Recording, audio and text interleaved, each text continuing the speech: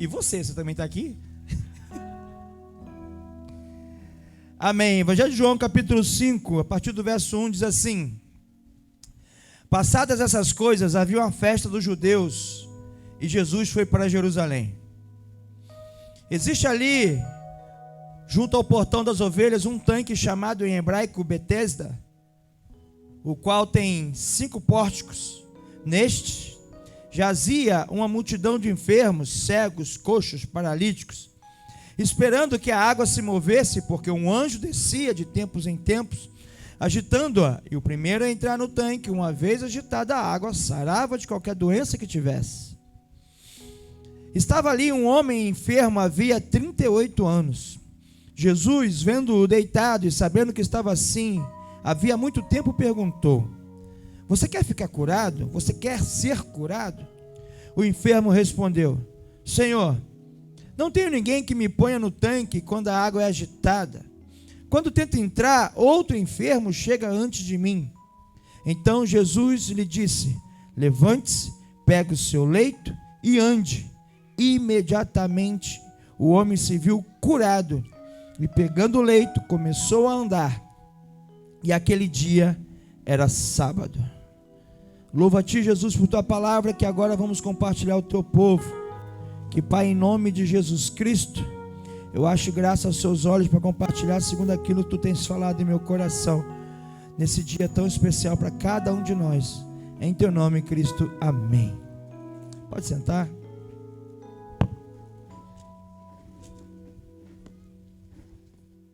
Tua Bíblia está aberta aí? Volta comigo, por favor. Deixa eu te dizer onde. Eu vou ter que desligar, por incrível que pareça, olha. Obrigado, Marcelo. Volta comigo, ainda no Evangelho de João, capítulo 1, versículo 29. Evangelho de João, capítulo 1, versículo 29.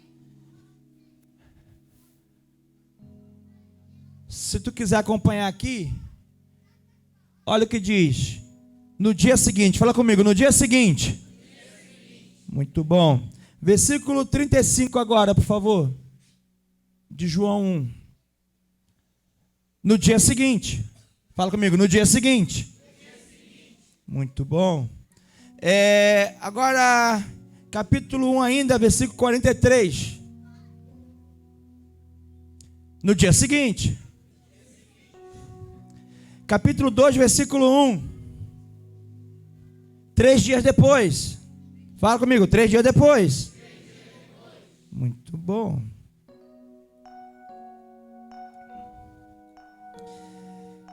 Capítulo 3, versículo 22. Capítulo 3, versículo 22. Depois disso, fala, depois disso.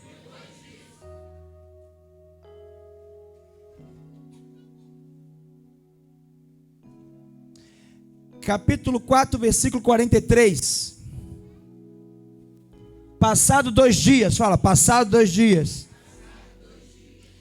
E o capítulo 5, versículo 1 que nós lemos, coloca de novo, por favor. Passadas essas coisas. O que tem de comum nesses trechos da palavra de Deus? Olha para a pessoa que está do seu lado, olha mesmo, fala assim: ei, as coisas passam.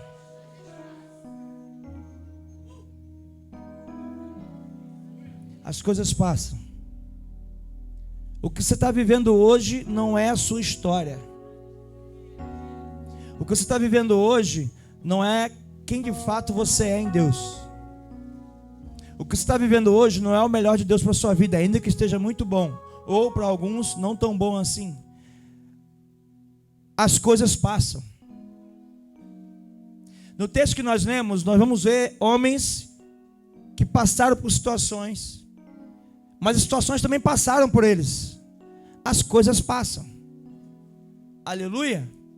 Isso significa dizer que nem tudo que está tão bom continua tão bom assim. Mas o que está ruim também não continua tão ruim assim. Porque a nossa vida é feita de fases, de ciclos. E à medida que eu vou amadurecendo, você vai crescendo e amadurecendo, vai aprendendo a viver e a entender as fases, os ciclos. É bem verdade que tem gente que se prende num ciclo e não cresce por causa disso. e continuam com comportamento de menino, de menina, mas isso aí é outra pregação. A primeira coisa que eu queria dizer para você hoje é que as coisas passam.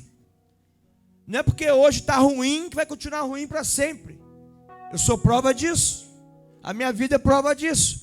E não é porque as coisas estão boas, vão continuar boas para sempre. Eu também sou prova disso. Só que você também é prova das duas coisas. Você já teve fase muito boa e já teve fases não tão boas assim. Pode ser que você esteja na sua super fase hoje. Por exemplo, quem voltou lá, como eu disse no domingo, voltou de Peniel, pode estar lá na super fase. Glória a Deus, que mantenha assim. Mas nós temos alertado, não vai ser sempre assim. Haverá tempestade no meio do caminho. E a diferença é quem você é na tempestade, quem fica no barco, quem se arrisca a andar sobre as águas. Nesse texto, as coisas tinham passado. Jesus havia feito outras curas, manifestação do poder dele, havia acontecido. E chega então aqui no capítulo 5, versículo 1, depois que outras coisas passaram, porque basta cada dia seu próprio mal, né? Então, o dia de ontem ficou para trás, o dia de hoje estamos vivendo, o de amanhã vai existir se eu levantar. Então, o que eu tenho de real é o que eu tenho vivido hoje.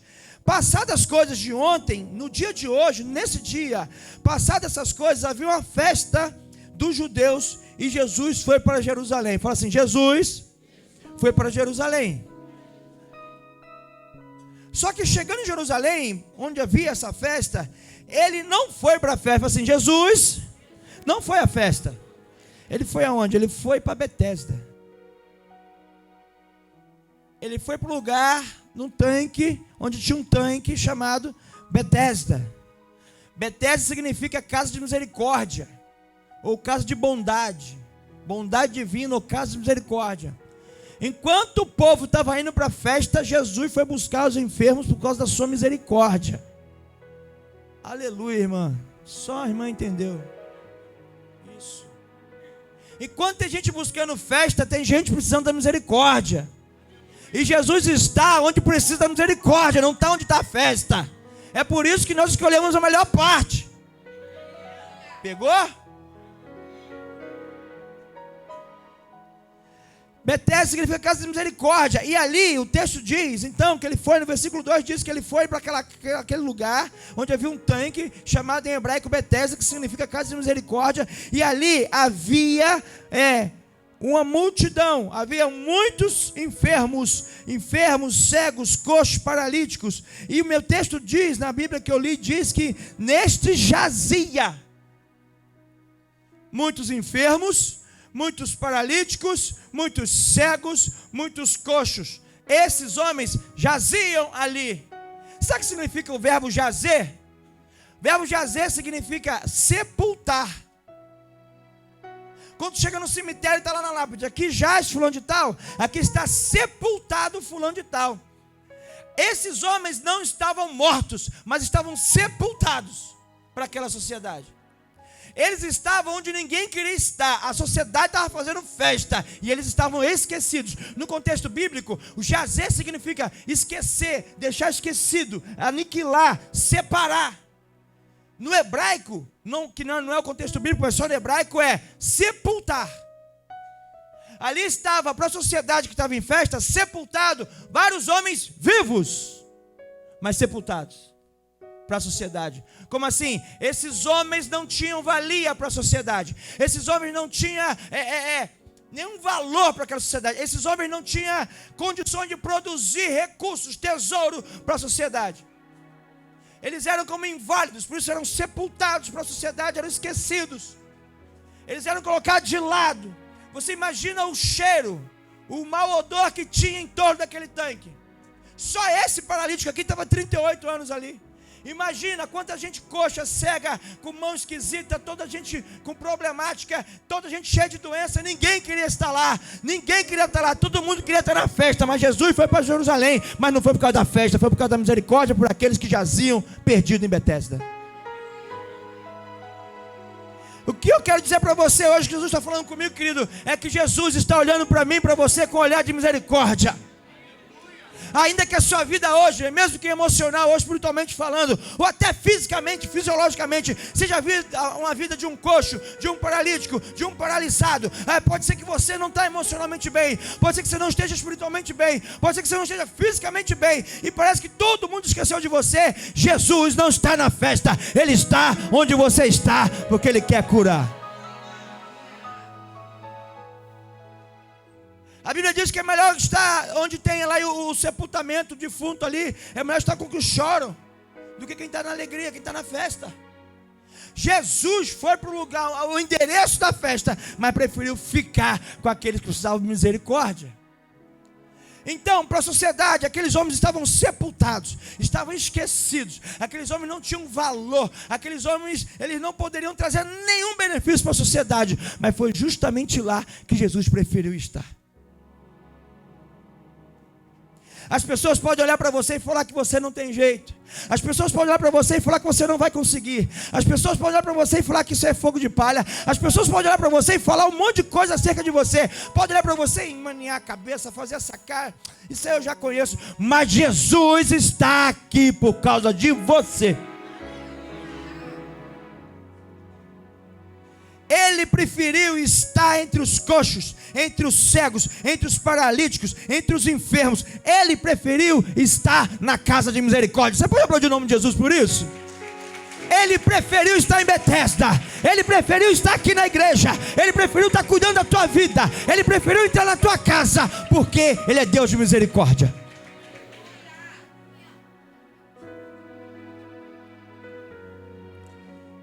E o texto diz então que no versículo 4, porque no versículo 3 fala: neste jazia uma multidão.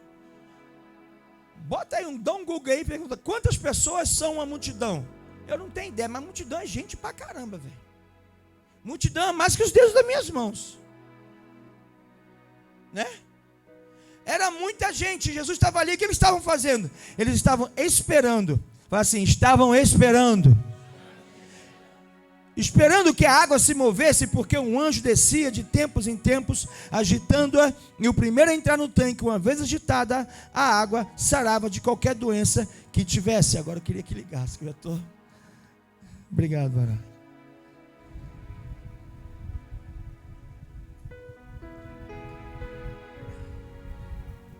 Eles estavam esperando.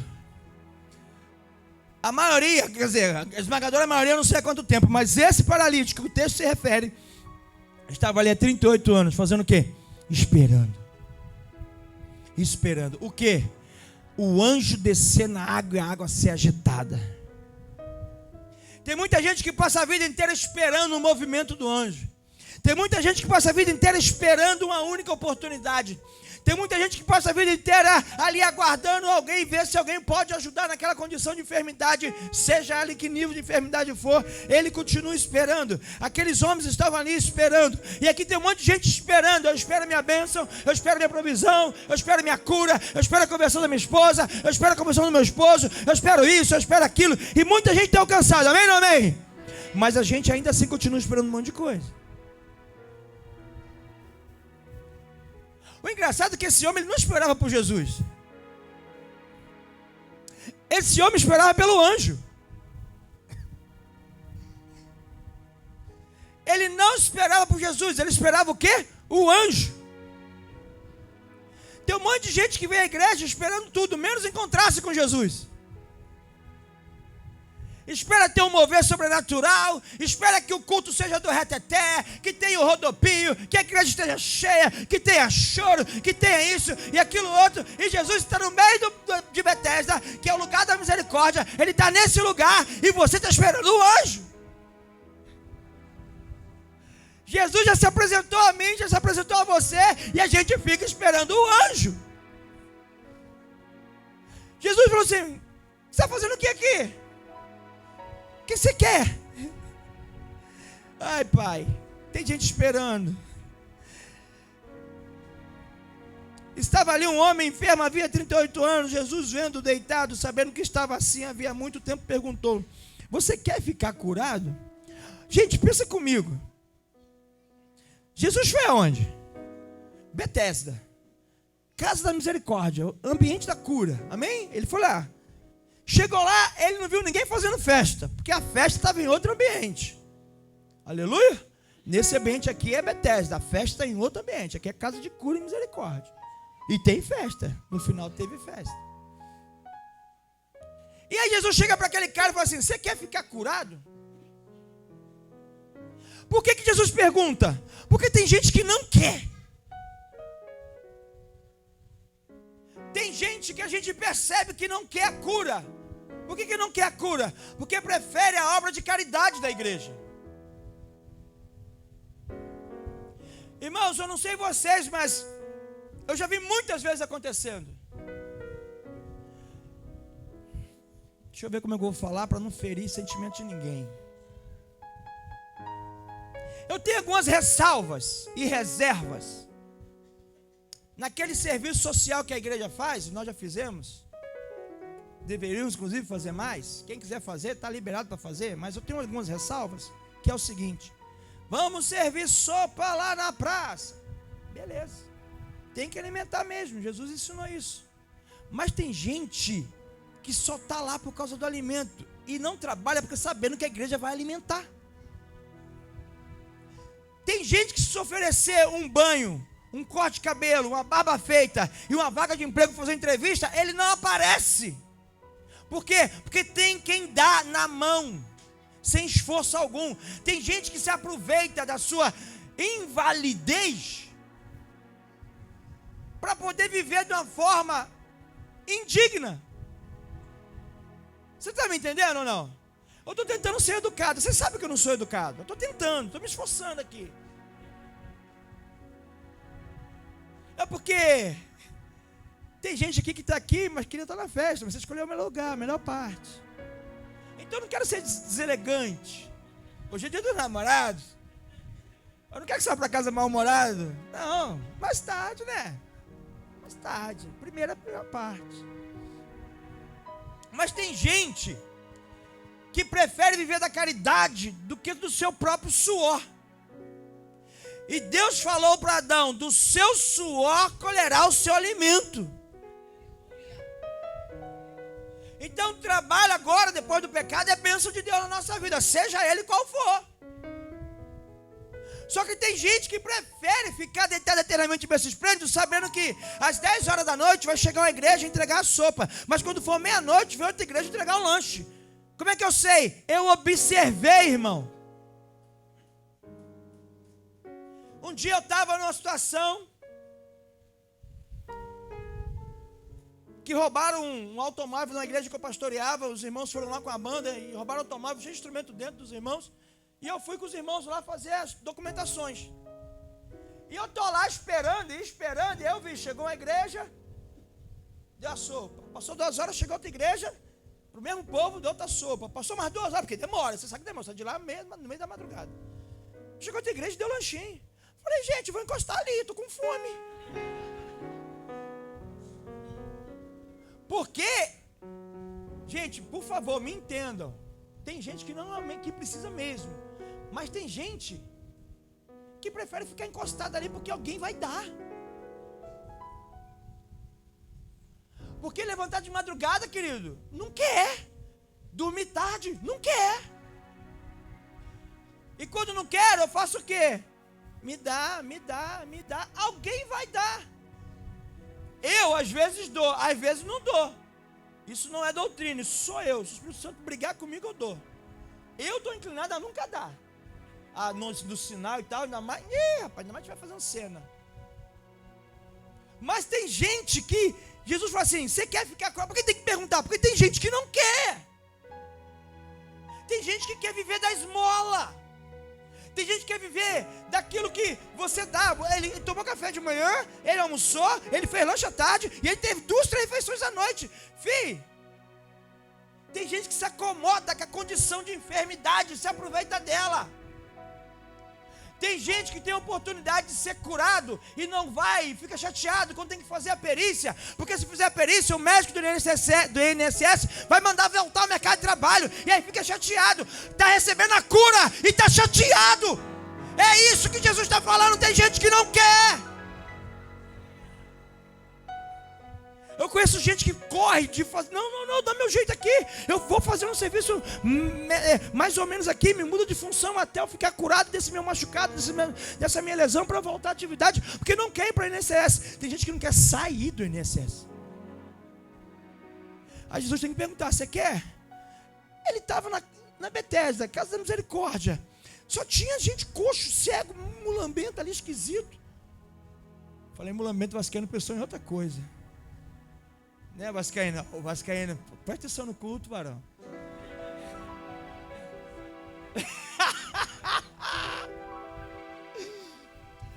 A pessoa está lá toda, como diz o meu amigo, surumbática. A pessoa está lá toda ruim, mas ela prefere receber as esmola que receber a cura. Deixa eu falar uma coisa para você: o meu Jesus não quer te dar esmola, Ele quer te dar cura.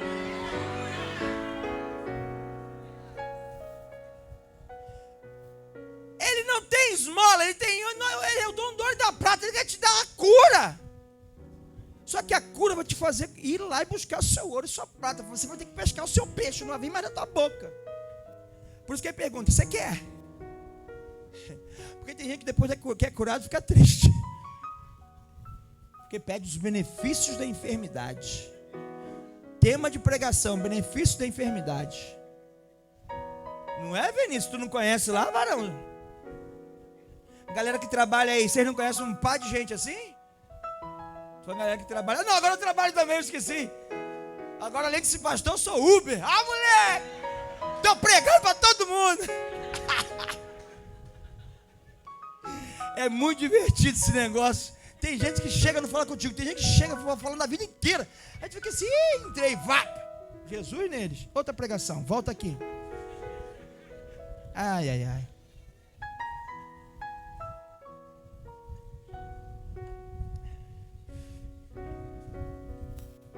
Jesus perguntou: você quer?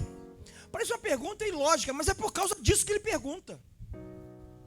Porque tem gente que está na igreja caminhando com Jesus, mas não quer largar a enfermidade. Eu ia falar um negócio no final, agora não sei se eu falo no final ou se eu falo agora. Eu vou falar no final. Se eu lembrar. Todo mundo, vocês são fuxiqueiros, gente. Deixa eu seguir aqui. Pastor, eu falo assim: pastor, não esquece não. No final. Isso. E aí Jesus falou: você quer ficar curado?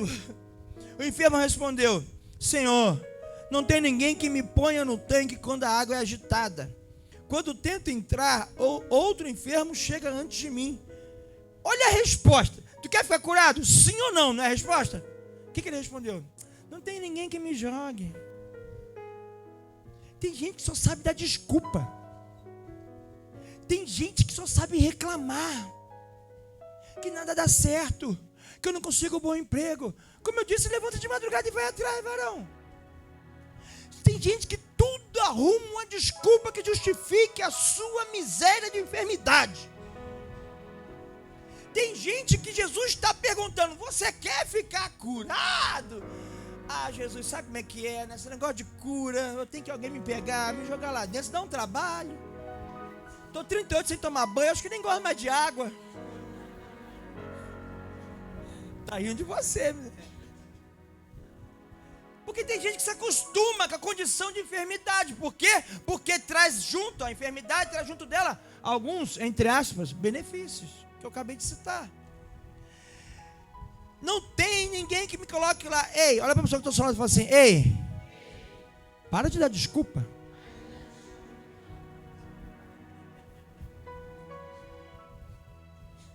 Percebe que é Jesus falando com ele e está esperando um anjo, né? É Jesus falando com ele e está esperando um anjo.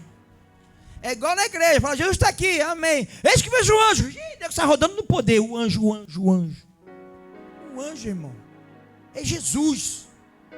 Amém, amém? Então Jesus disse para ele: levante-se, pega seu leito e ande. Olha que loucura, o cara está 38 anos, surumbático lá, deitado naquele chão. não consegue pular dentro do tanque. Fala que ninguém leva ele dentro do tanque. Fala que tem outro enfermo, menos enfermo que ele, e pula primeiro que ele. E Jesus falou assim: tá bom, vamos trabalhar.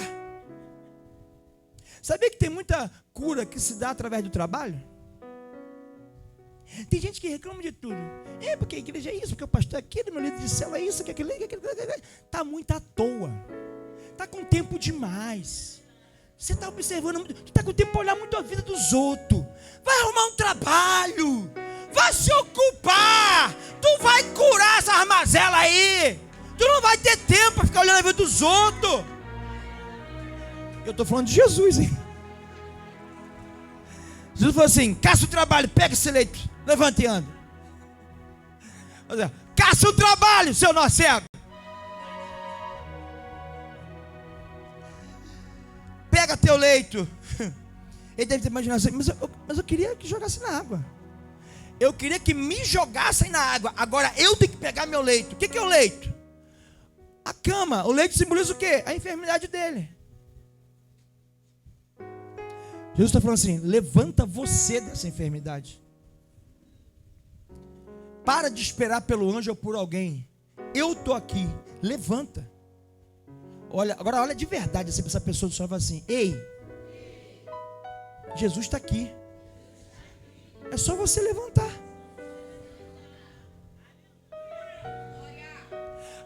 Por que ele não me pega pela mão igual pegou Pedro? Ema, cada um com o seu problema. Esse paralítico teve que levantar. Esse teve que levantar, ué. Aí se a gente for estudar, porque Pedro era discípulo, era amigo, meu irmão, esse aqui teve que levantar. O outro ele fez, mas colocou no olho pro outro cego e falou: veja, cada um de um jeito, irmão. Com esse paralítico aqui, e a pregação de hoje para você que está aqui é: Jesus está aqui, meu irmão, levante, vamos. Não, mano. O que você está rindo, menina? Levanta, pega teu leito e anda. E pegando o leito começou a andar. Saiu do INSS. Aleluia! O meu imposto diminui quando ele sai do INSS. Aleluia!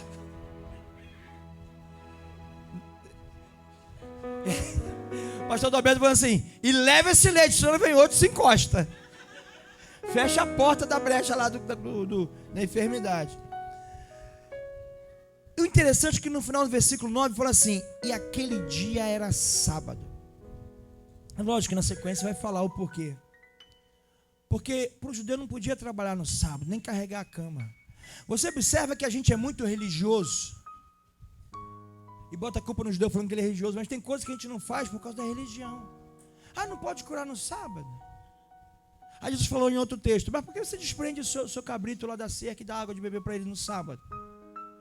Agora, quando era essa filha de Abraão, a mulher que andava os 18 anos encurvada, eu não posso curá-la no sábado?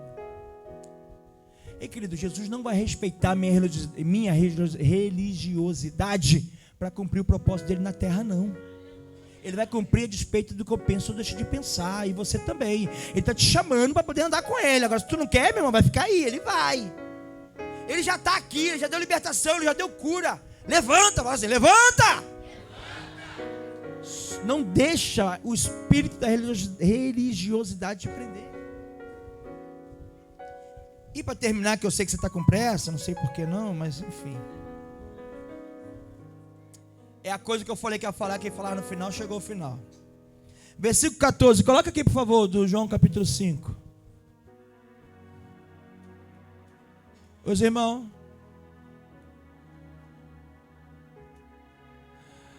Mais tarde, Jesus o encontrou no templo e lhe disse: olhe, você foi curado. Não peques mais, para que não lhe aconteça coisa pior. Aí eu fiquei pensando: por que Jesus estendeu a mão e pegou Pedro afundando, igual eu preguei domingo? Porque Pedro teve fé ao ouvir a voz de Jesus. Por que não pegou desse cara? Deve ser porque ele ainda era um pecador. É só uma conjectura. A enfermidade desse homem, que há 38 anos estava ali enfermo, era por causa do pecado. E qual é o teu problema? Você quer a cura, mas não quer largar o pecado. E você justifica a sua condição de enfermidade pelo pecado que você vive. Então, meu querido, a pregação hoje de Jesus para você é sobre o seu pecado, não é sobre a cura.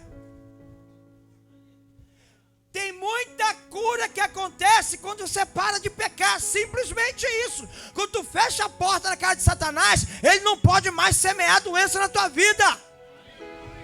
Jesus falou assim, olha só, eu vim para o lugar de misericórdia porque eu sou misericórdia, agora você faz a sua parte, para de pecar, senão vai ficar pior. Então você que está aqui lavado e remido pelo sangue do Senhor, lavado e remido pelo sangue do Senhor, glória a Deus, não volte a pecar, senão fica pior. Não peque mais, para que não lhe aconteça coisa pior. Ele estava 38 anos ali, irmãos. Poderia acontecer coisa pior. Sabe por que às vezes coisas piores acontecem na nossa vida? Porque a gente não para de pecar. Jesus entra com providência, entra com cura, entra com libertação, levanta, pega o leito, vai, anda e tá maravilhoso. Ele entrou, se tu for ler o texto antes desse versículo 14 aqui, tu vai ver, ele entrou fazendo festa, aquela coisa toda. A gente faz festa, a gente celebra, mas a gente não para de pecar. Falta só um pouquinho de tempo para ficar pior do que estava antes. O segredo da cura é parar de pecar. É fechar a porta na cara de Satanás. É tirar o lixo que ficou depositado naquela lixeira e não colocar mais. Esse é o segredo da cura. Então pode ser que você está vivendo uma condição de enfermidade emocional, espiritual, até fisiológica, patológica no seu corpo, por causa do pecado. Basta parar de pecar e arrancar as consequências desse pecado da sua vida, você vai ficar curado, curada. Porque o meu Jesus preferiu não ir para a festa, ele preferiu ir lá curar um homem dos seus pecados. Porque tem pecado que precisa de cura. Só que eu posso voltar lá e me lambuzar na lama de novo. Porque eu tenho liberdade para isso. Jesus não me proíbe de fazer, ele me orienta a não fazer. Agora, o livre-arbítrio, que é um termo teológico, não tem na Bíblia. Porque na Bíblia está escrito que tem livre-arbítrio. Não está escrito na Bíblia. É um termo teológico de interpretação bíblica, que nós temos a liberdade de escolha. Chamamos de livre-arbítrio.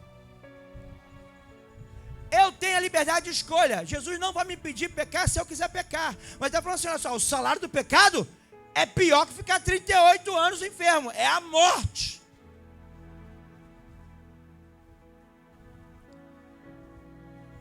Quer ser curado? Paremos de pecar. Porque senão pode vir sobre nós coisas piores.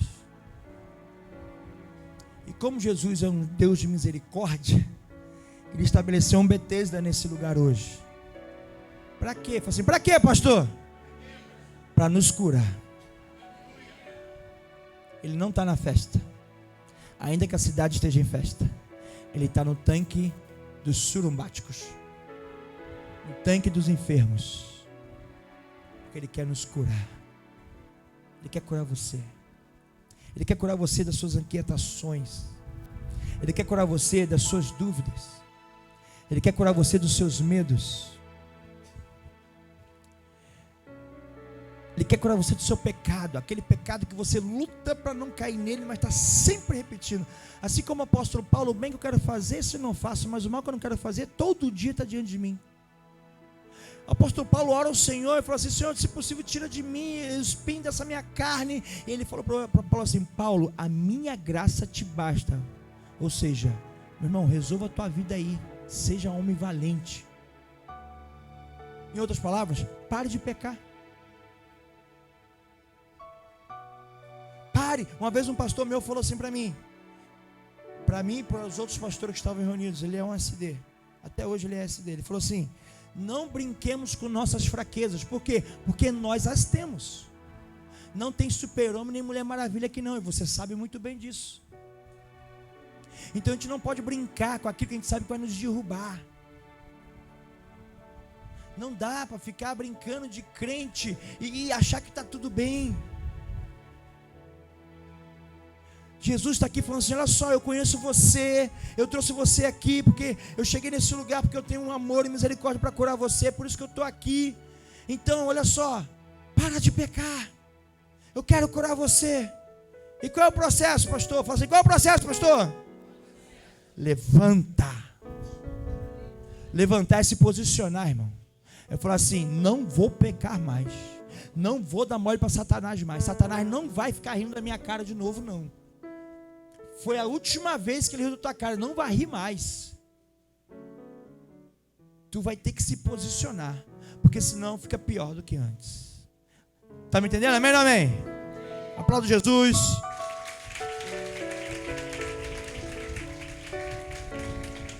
Fique em pé no seu lugar.